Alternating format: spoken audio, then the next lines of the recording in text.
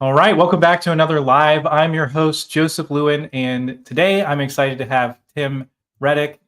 Tim Rettig. Tim is the founder and CEO of Intrust IT, and he's a second generation ESOP owner. His dad owned a company and sold it to his employees, and now Tim has been passed the baton and done the same thing.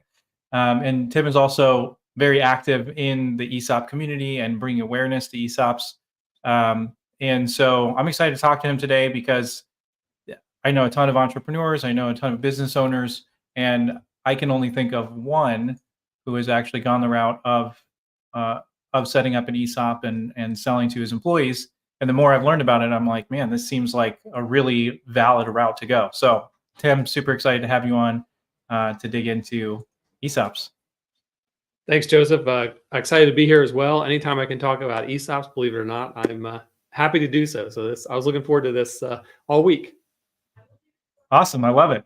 Yeah. So in layman's terms, we'll start out really high level and we'll kind of dig into some of the details. Can you give us an idea of what an ESOP is?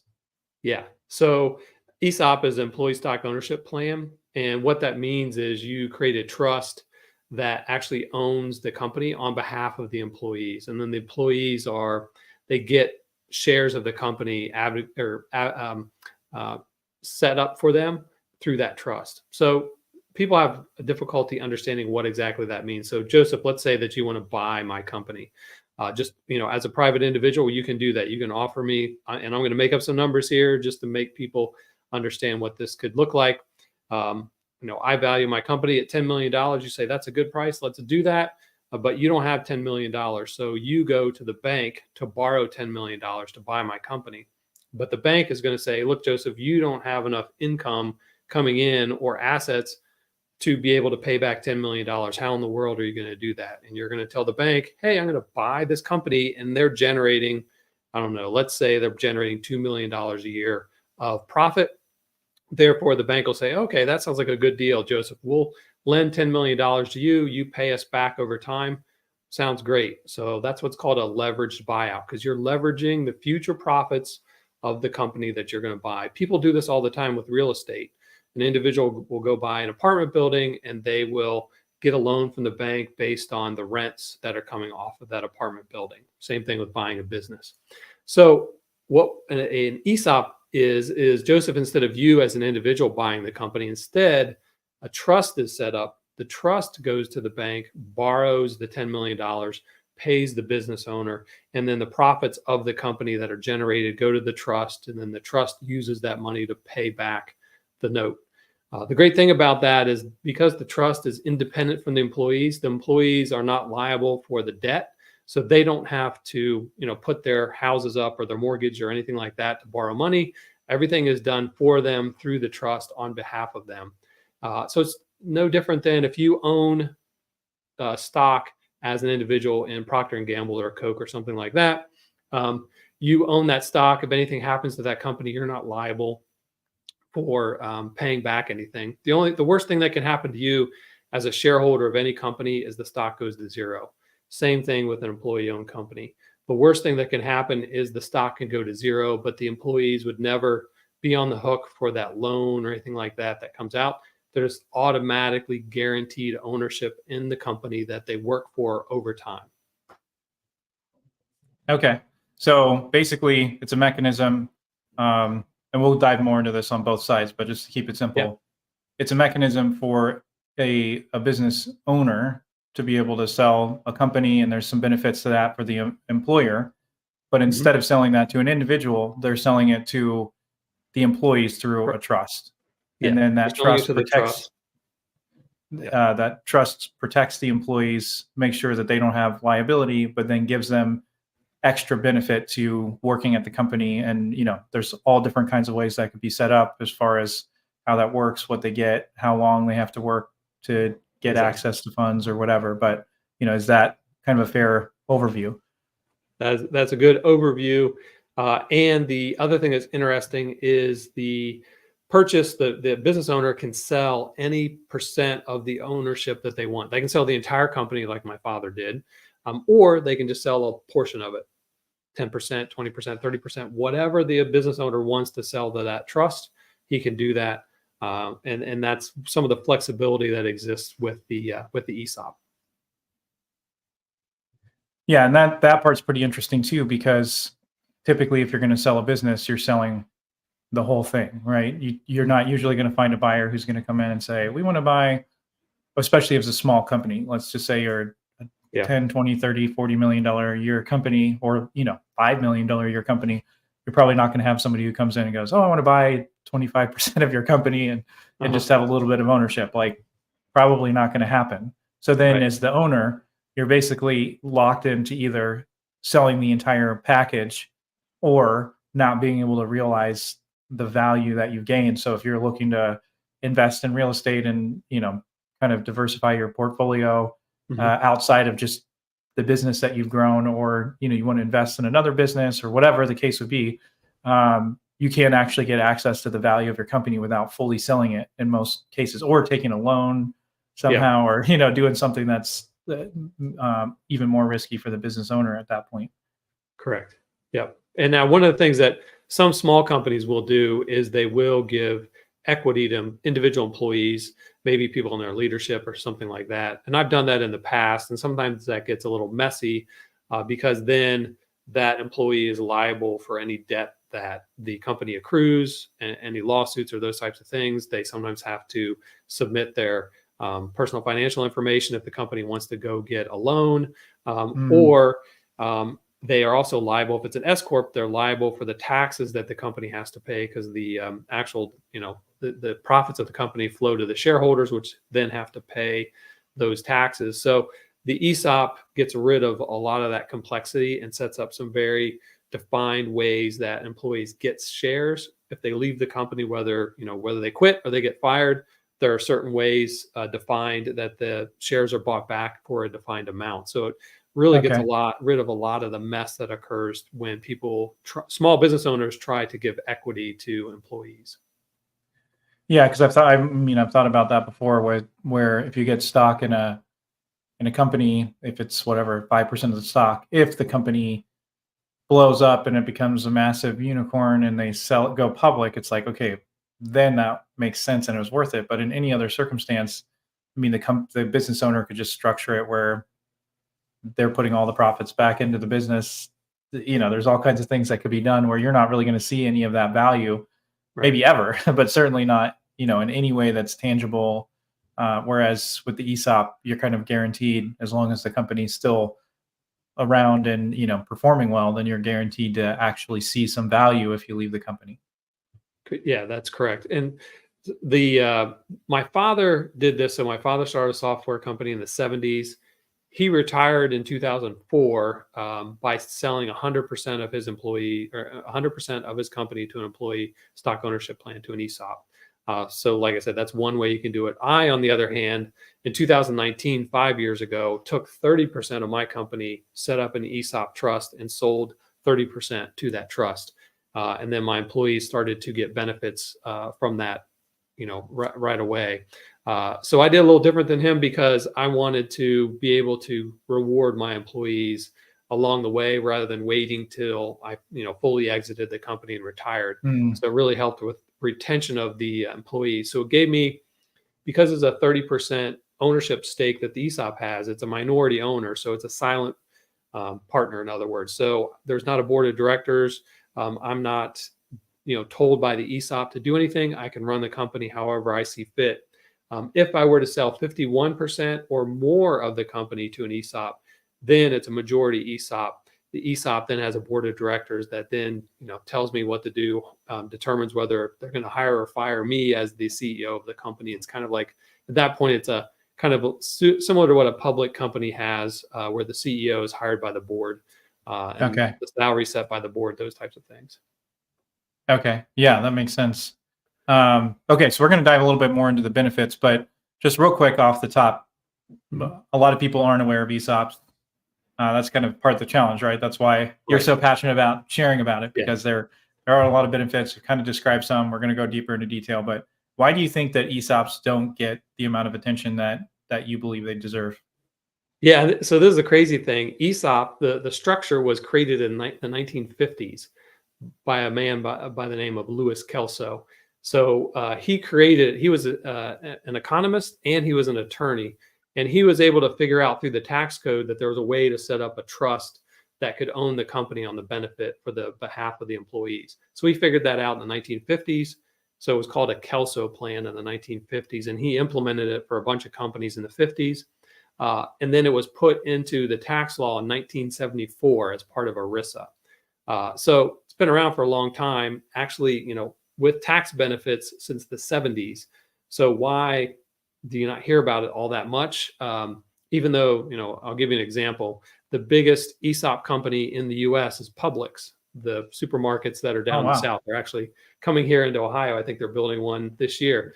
So that's a huge ESOP. Another one is Gore and Company that makes Gore-Tex. That's in a lot of your coats and Really? shoes and those types of things. Another employee-owned company, ESOP. So yeah, they've been around a long time, but you don't hear a lot about them because they are complex, and because there isn't a lot of money behind creating ESOPs for companies versus private equity. There's a lot of money that's in private equity and the financial bros in New York City and that are out. Right. Any business owner that's doing well probably gets at least 1 or 2 emails a week from these private equity companies reaching out trying to buy your companies. Mm. Business brokers make a lot more money dressing up your company and selling it to private equity than they do selling it to an ESOP. So as a business owner, you may have a financial advisor that you work with or CPA. They may not be versed or understand ESOPs. So therefore, they're going to steer you away from them or may not even tell you about them because Mm. they don't understand how they work and how to set them up. And they know if you decide to head that route, you may need to go get a different financial advisor. You might need to go get a different attorney. You might need to Mm. go get a different CPA that understands the ESOP world and how they're set up in that. So yeah, there's a lot of things working against ESOPs, and a lot of it comes from the financial management industry and private equity. But we're starting to get a lot more people interested and a lot more um, publicity because of the fact that labor is starting to get more strength and more involvement in business at this point, and people are starting to see the benefits of employee ownership versus private equity and how it's historically run companies into the ground. You can look at a lot of different industries, just like Yeah. Red Lobster recently. So lots of examples of private equity running different companies poorly versus what ESOPs have done historically. Yeah. I mean, I feel like it's kind of similar. I don't want to go too far down this rabbit trail, but when it comes to sales and marketing, almost all the attention goes to SaaS companies, Mhm. and because that's where the money is. You don't typically have like a unicorn Yeah, attorney's office, or whatever, right. or IT company. You don't Or usually. I manufacturing mean, company, right? Yeah, yeah. So then, or anything in consulting, you're not gonna, just the way that those companies grow. It's not gonna be a yeah, unicorn where you're gonna sell it and you know exactly. a Yeah. million So X your money or whatever. So they get all the attention. But then the interesting thing, and I think this kind of ties into what you're talking about, is what the business model for SaaS companies and marketing and sales is about showing that you're doing something so you can get more funding. And so you don't actually have to do something that works. You have to do something that makes the investors feel like it's going to work. So they yeah, give you more money. And so then what you're doing might not actually drive enough revenue to cover the cost, but that's not even really a factor in a lot of ways, because as long as investors go, oh, there's opportunity here, and you've hired this whole team and you've gotten your sales team together and marketing all this stuff, you're going to get that investment. But then when you take that attention and you try to apply it to a consulting company, then all of a sudden you're doing all of these practices because they're industry best practices that don't work, and that's because there's so much of the attention that goes on this tiny segment that doesn't really work. And I feel like it's kind of similar with ESOPs and selling your company, where most of the attention either goes to going public or private equity, but there's other options out there that are really probably a better fit for most small businesses. Yeah, and I would say the way I would term that is it's not sexy. Um, a lot of times ESOPs are done with, mid-sized manufacturing companies are really popular. Mid-sized construction companies are very popular to become ESOPs. But you're right, the SaaS company that's a unicorn that is just building, trying to get more market share, but not necessarily be more profitable, isn't a good fit for an ESOP. They are going to be a better fit for an angel group or private equity or some strategic buyer to come in and purchase them, because one of the biggest thing with the ESOP is the profitability of the company has to be able to support the value of the company to pay that note off that the Mm, trust is going to buy. So you're not going to see a company that's breaking even or losing money because they're a fast growing SaaS company become an ESOP, because there's no way you can set that trust up and make the finances work for that. So that's not the industry and not the model that's going to work for an ESOP. It's got to be a well-run, not large company, but it has to be probably 30 employees minimum. 50 employees is better, with at least $1 million of EBITDA for it to make sense. There are ways to do it on the smaller side. I've seen 30-person companies that only have a $500,000 of EBITDA set up an ESOP before. But it is a little more challenging at that size. And sometimes an employee ownership trust may make more sense, or a cooperative model as well. So there are other employee ownership models, even with synthetic equity, that can be set up that aren't as complicated as an ESOP. But once you're 2 million EBITDA or larger, with 50 to 100 employees, setting up an ESOP is a no-brainer, easy to do, very, very financially beneficial to the company, the employees, and the exiting owner, especially. yeah. So, when SaaS, especially, or any industry that's being bought up by private equity gets all the attention, then there's just not a lot of oxygen left in the room Yeah. for other options. But these other options can and typically are, better in the long run for Mhm. the employees and the business owner. So we spent a lot of time on the first two questions. So maybe we go. Uh, I Talk asked about the business a lot owner. of follow up. So what's the benefits to employees of an ESOP? Like why should employees care? What does this do for them? So the reason that Louis Kelso created the ESOP model to begin with is he saw that automation in the manufacturing space over time, the value of labor would go down because you would need less and less labor to do more and more work. And he saw this in the 50s when it's very basic automation at that point. He couldn't even envision robotics and artificial intelligence like we have today. I mean, it would blow his mind.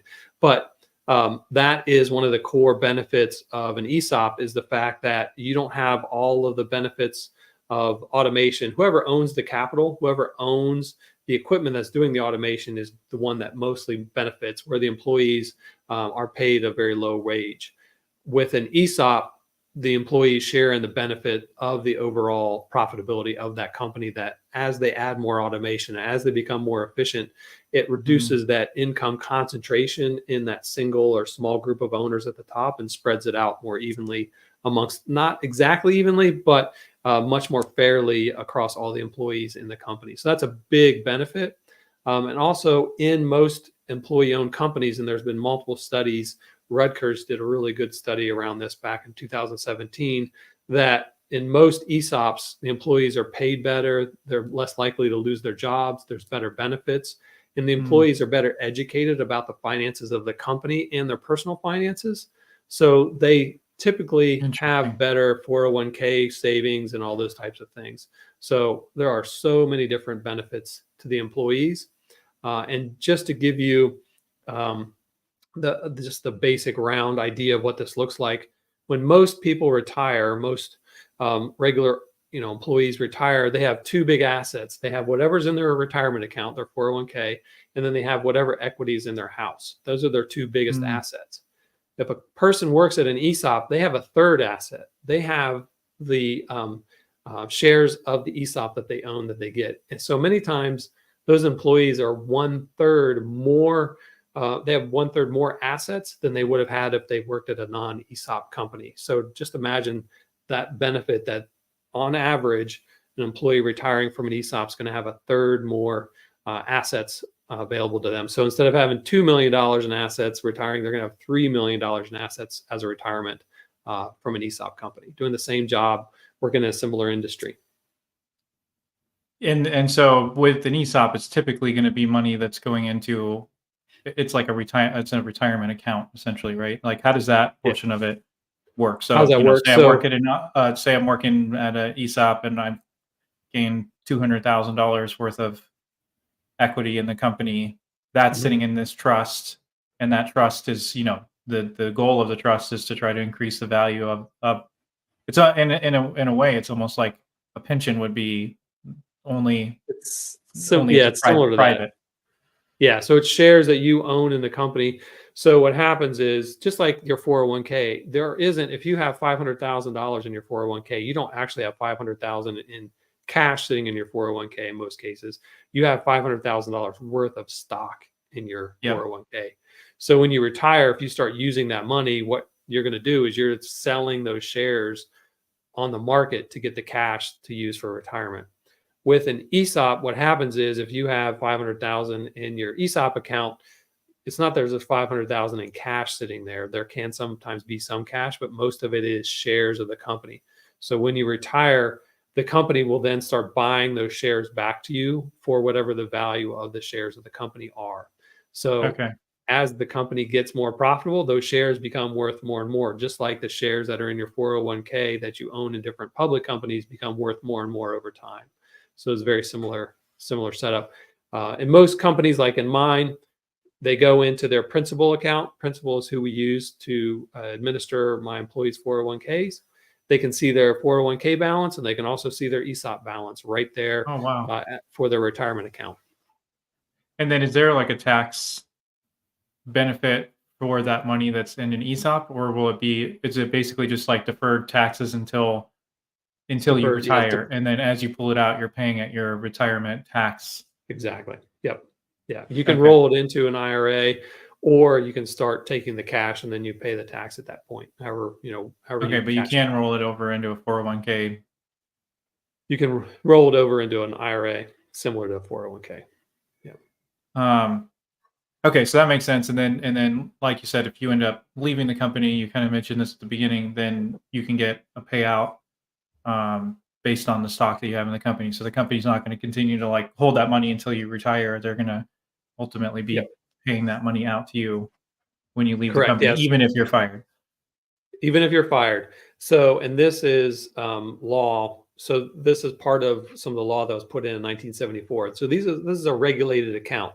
So the nice thing about this is you can't have the company making up their own rules. Like if we fire you, then you don't get any money. And there are, companies that have synthetic ownership plans that do things like that. But with an ESOP, if you leave the company, whether you quit or get fired, the company must start paying you out within 5 years. They can do it right away or they can wait 5 years, but 5 years is the maximum that they have to start paying you, buying those shares back. And then they have to complete the purchase within 10 years of you leaving the company. So that's in the tax law. Companies will sometimes modify that in their plan to be anywhere from they can start paying you out within 1 year, or they may wait 2. Those types of things. So I had some employees that left over the last few years, and not as soon as within a year of them leaving, we started buying their shares back right away, all their shares, Okay. because we saw that our company's growing, our share price is going up, and those employees that Mm, left, we don't want to pay them 2 times as much for their shares 3 years from now. We want to get those that makes shares sense. today, get them back into the company so they can be redistributed to our other employees, and pay a lower amount. So those employees that left receive that cash from leaving the company. Yeah, and it's close to the value of the stock as it is when they leave versus like you're saying, if you see a major growth, then you're going to end up paying them significantly more, which is Correct. good for them. Yeah. But No, at the end of the the way day, that works. I would say the way that works is there's an independent company that values our company every year. So that's again, in the tax law, you have to do that as an employee-owned company. So we have a third party that does that. So all ESOPs across the whole US, there's about 6,000 companies. We all have to have that valuation done every year to set that stock price that the company can buy shares back. So then, yeah, let's switch gears and talk about, so for the employees, no brainer, no liability. They're just Right. getting value and equity in the company. And the longer they're there, the more equity they get. So it encourages Yep. them to stay. It increases retention. Mhm. They have more of a potentially, they have more of a voice in the company and what's going on, and, a little Yep. bit more advocacy for their position versus the founder or owner just making whatever decision they want. There's more, kind of more stake in it for them, and more of a voice. So then for the business owner, why would you pursue this route? What are some of the benefits for the business owner? Yeah, so there's a big benefit, which is a tax benefit. So, I talked earlier about the $10 million. If my company was worth $10 million, if you just bought my company, that $10 million would be a capital gain less whatever I invested in the company way back when. So I would have to pay tax on that. So, it could be up to 40% of tax would be lost. So I net $6 million at that point of that 10 million that you paid me. So the significant tax bill at that point. And then that's also less money for my heirs to get in the future. What ESOPs allow you to do is what's called a 1042 exchange. And if those of you that have ever heard of a real estate 1031 exchange, with a 1031 exchange with real estate, if you have a house that you own that is appreciated by $1 million, if you sell it, you have to pay $1 million in capital gains. 1031 exchange lets you take that $1 million, roll it into another building, and exchange that gain into that building, so you don't pay tax on that. This is very similar. 1042 is the same thing, only it's talking about stock of a company. So if you paid me $10 million for my company, not you, but the ESOP paid me $10 million for my company, I can turn around and buy $10 million of stock in other companies, all public companies, US based on the public stock exchange. It's what's called qualified replacement property. And I then don't pay any tax. I have a year to make that transaction. So I get $10 million. I have a year to figure out what shares of what companies I want to buy. I can also buy private companies. So I could turn around and say, oh, I want to buy $5 million. I want to buy this other, I don't know, real estate company or whatever. And the other 5 million I'm going to put in the market, in the public market. And I don't pay any capital gains unless I happen to sell any of those holdings. And then when I pass away, that $10 million worth of replacement property goes to my heirs, and there's a step up in basis. So then there's no capital gains that they pay if they were to sell any of those gains in the future. So that's a heck of a great tax benefit to any Yeah, no owner kidding. out there. Yeah. And so, but that also lets you, I mean, essentially from the government side, it's encouraging people to be investing in the growth of the economy, because you're getting Yeah. significantly more assets to put in now that are growing a company, that then, there's going to be extra tax revenue generated by that company and all of that. But from the business owner Right. standpoint, you could turn around and take $10 million, and instead of that being, reduced by, a significant chunk, Yeah. you've now got an extra couple $1 million to invest in another company. Mhm. And so that, yeah, I mean, that's a huge benefit. So does something like that not apply? Like if you had a private equity come, they buy your company out for $10 million, You pay capital gains on that. no matter what. Yeah. Well, there's ways around it, but typically you're going to pay capital gains on that. So there are some other nuanced ways that you can reduce your tax liability, but I'm not going to get into that. Yeah. But the 1042 exchange is specific to an ESOP. You can't do that with any other. You can't do that specific thing with any other way. But there are other ways to defer or reduce taxes with a private equity or other sale. But none are as beneficial as a 1042 exchange that I've seen. The other thing that's interesting is, okay, after I've sold my company, it's 100% ESOP and it's an S corp. In an S corp, the profits of the company flow through to the shareholder, correct? And the shareholder has to pay the taxes every year.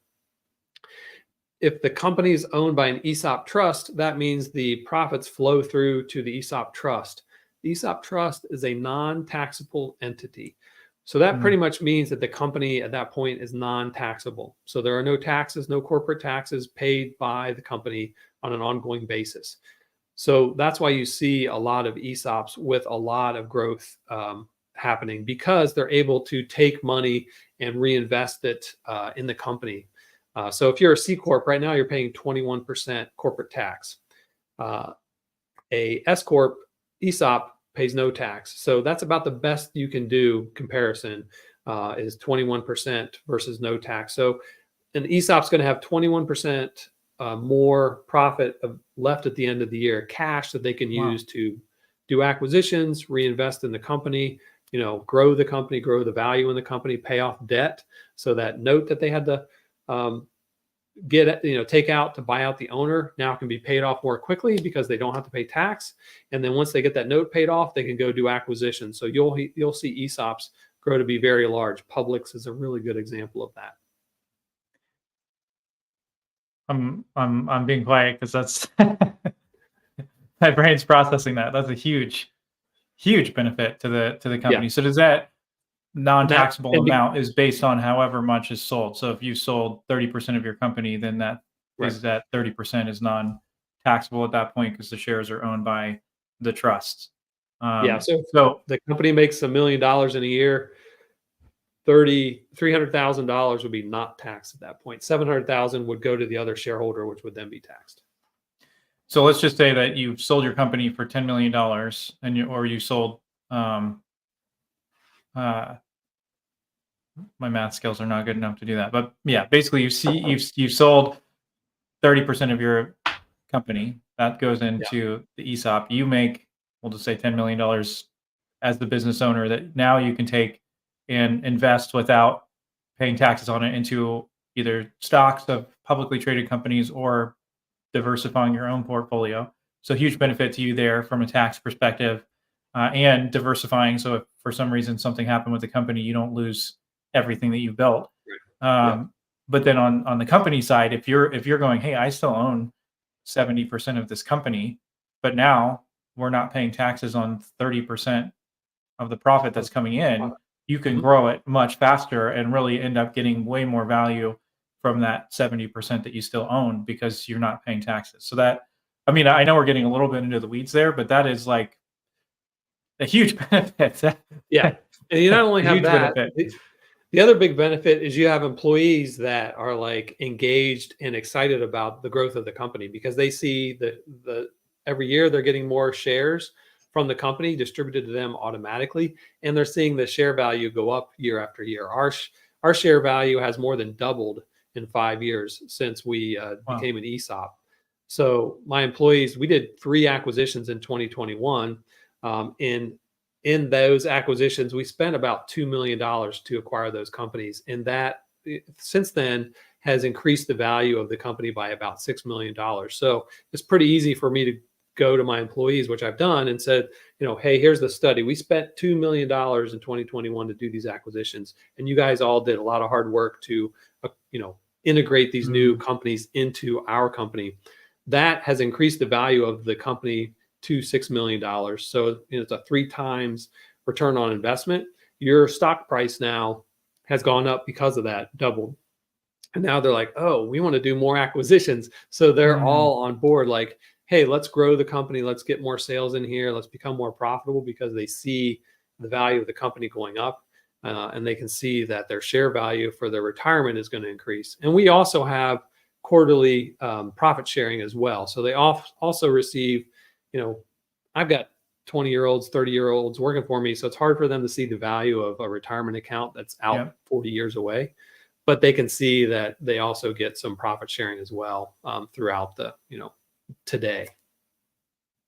Yeah, I mean, it's really a cool, part of why I wanted to talk to you is because I think that it doesn't get enough attention. And I mean, from everything you've shared about today, there's a ton of value for everybody. And I think what's cool, this is where like you can see the government actually doing something that is aligned with incentives, right? Most of the time, the government does stuff that's completely misaligned with incentives. That makes absolutely no sense. But in this particular situation, they've created this entity that basically, by everybody pursuing their own benefit, it helps everybody else. The And owner it's is very going to get tons of value from doing this, but by pursuing that and getting that extra value, then they're providing way more value to the employees, and who in return want to work harder to grow the business, which helps the owners of the company get more value out of their ownership in the company as well.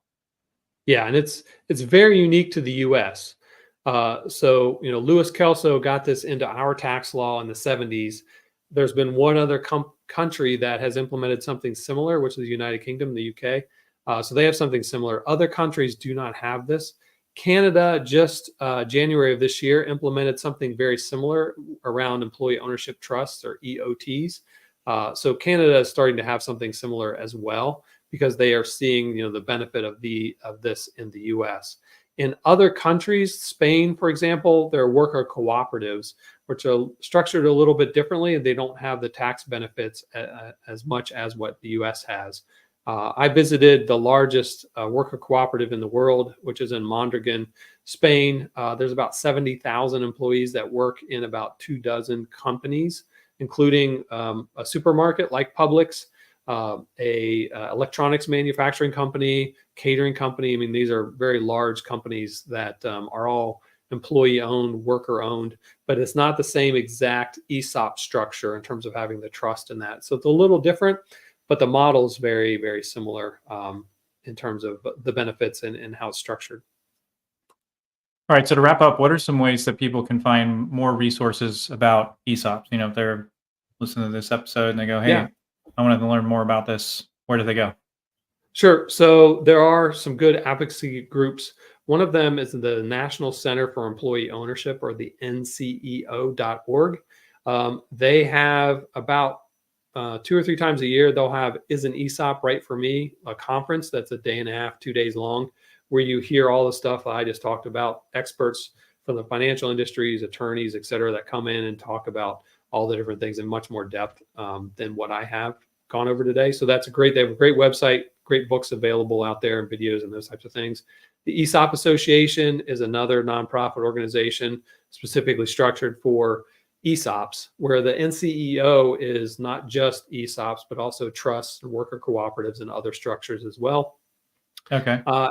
And then in Ohio, if you're listening to this in Ohio, almost every state has like an employee ownership center or employee ownership office. So there's the Ohio Employee Ownership Center at Kent University, which has some great resources and events and everything that you can look at as well. And you can reach out to me on LinkedIn. Awesome. Yeah. Reach out to Tim. I mean, clearly you've done it and you're an advocate. So it seems like a great way to go too. Well, awesome, Tim. Thank you. Yeah. One other thing, Co-op Cincinnati, here in Cincinnati, where we're at, they have great resources available as well. And they actually have a fund that will pay for the feasibility study, which is usually $10,000, $15,000 of consulting to determine whether you're, whether you can financially afford and whether your company's ready to become an ESOP. So they will fund that to get you started.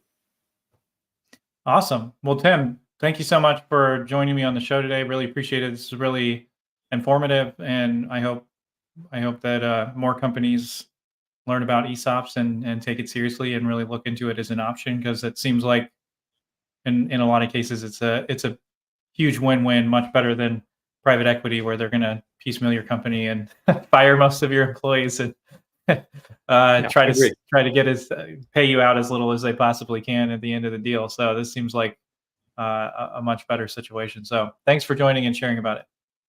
Thanks, Joseph. I appreciate it.